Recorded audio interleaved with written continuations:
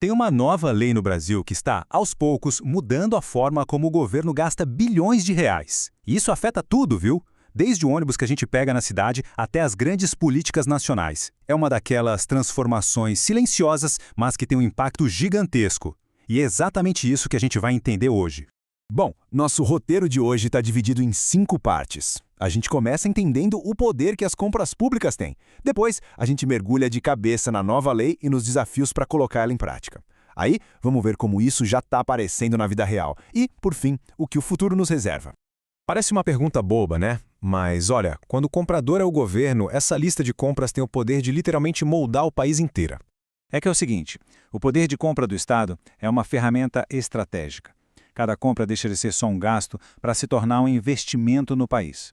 Pensa bem, ao decidir o que comprar, como comprar e de quem comprar, o governo consegue influenciar o mercado e atingir objetivos que vão muito, mas muito além do produto em si. E é exatamente aqui que entra a nova legislação, a Lei 14.133 de 2021. Ela não é só uma atualização, não. Ela representa uma mudança de filosofia, uma virada de chave fundamental na maneira como o Brasil contrata serviços e compra produtos. Para a gente entender bem, vamos comparar. A lei antiga era quase uma obsessão pelo menor preço. Só isso importava. O problema? Muitas vezes o barato saía caro, com baixa qualidade e um monte de custos escondidos lá na frente. A nova lei muda completamente o jogo. Ela busca o que é mais vantajoso no geral, ou seja, o melhor valor. Isso quer dizer olhar o ciclo de vida todo do produto, o impacto no meio ambiente, os benefícios para a sociedade. A meta agora é o valor, e não só o preço na etiqueta. E no coração dessa mudança toda está esse conceito aí, a contratação pública sustentável. A ideia é bem simples, na verdade, é usar o dinheiro das licitações como uma alavanca para alinhar as compras do governo com compromissos maiores, globais, como os Objetivos de Desenvolvimento Sustentável da ONU.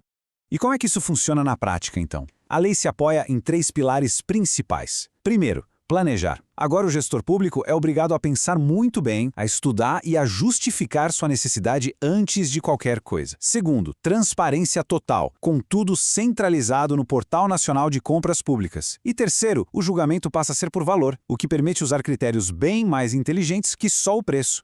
Mas claro, uma coisa é a lei no papel, bonita, ideal. Outra bem diferente é como ela funciona no mundo real. E é aí que a gente começa a ver os desafios da implementação, e onde entra em cena uma figura fundamental, o Tribunal de Contas do Estado de São Paulo, o TCSP. O TCSP funciona quase como um árbitro nesse processo todo. É ele que fica de olho, que analisa os editais, aponta os erros e, principalmente, orienta os gestores públicos para garantir que o espírito da nova lei seja realmente seguido. E aqui está o ponto crucial, que uma análise das decisões do próprio tribunal deixa claro. Não é só sobre seguir novos passos no manual. A lei exige uma mudança completa de mentalidade. Pensa só, é uma transformação cultural para servidores que passaram décadas acostumados a operar de um jeito completamente diferente. E olha só esses exemplos concretos de como o TCSP está agindo. Eles estão sendo bem rigorosos. Contratos são anulados se o planejamento for superficial. O critério de menor preço para contratar um serviço técnico complexo, proibido. O tribunal está deixando bem claro que coisas como a publicação transparente e rápida no Portal Nacional não são detalhes opcionais, são condições para a validade do processo todo. Certo, então já vimos a lei, já vimos o árbitro aplicando as regras. Mas e o jogo em si? Como essa lei, que estava só no papel, está de fato começando a mudar a vida das pessoas, lá no asfalto, no dia a dia? A pergunta que não quer calar é, no fim das contas, o que toda essa discussão técnica significa na prática? Bom, vamos ver alguns exemplos bem concretos de cidades e instituições pelo Brasil.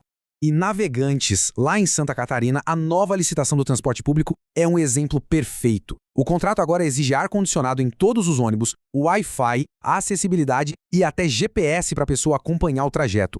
Isso é o tal do melhor valor em ação. A prioridade é a qualidade da experiência de quem usa o serviço. Outro exemplo legal vem de Arapongas, no Paraná. Lá, a prefeitura está usando a lei para desenvolver a economia local. Eles estão capacitando os microempreendedores da cidade para que eles possam vender para o governo. Isso significa que o dinheiro público circula ali mesmo, fortalecendo os pequenos negócios. E para a gente ter uma ideia da escala do que estamos falando, olha esse número. O IBGE, por exemplo, vai usar as novas regras para contratar quase 37 mil pessoas para os próximos censos. Isso mostra um impacto econômico gigantesco que as contratações do governo têm no país inteiro. E tudo isso nos leva de volta a um ponto-chave: a transparência. Instituições como a Companhia Docas do Ceará, por exemplo, estão tendo que se modernizar, criar novos portais para cumprir a lei. A regra agora é simples e clara. Toda a informação sobre gasto público tem que estar acessível para qualquer cidadão. Bom, a lei é sem dúvida um avanço e tanto, mas olhando para frente, qual é o caminho a seguir? Quais são os desafios que ainda precisam ser superados?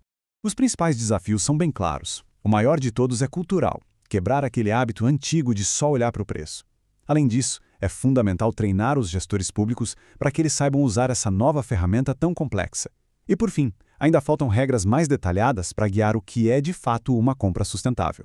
No fim das contas, a Lei 14.133 é muito mais que um documento técnico. Ela é a tentativa de colocar em prática uma nova filosofia para o Estado. A de tratar cada real gasto não como uma despesa, mas como um investimento no futuro do país.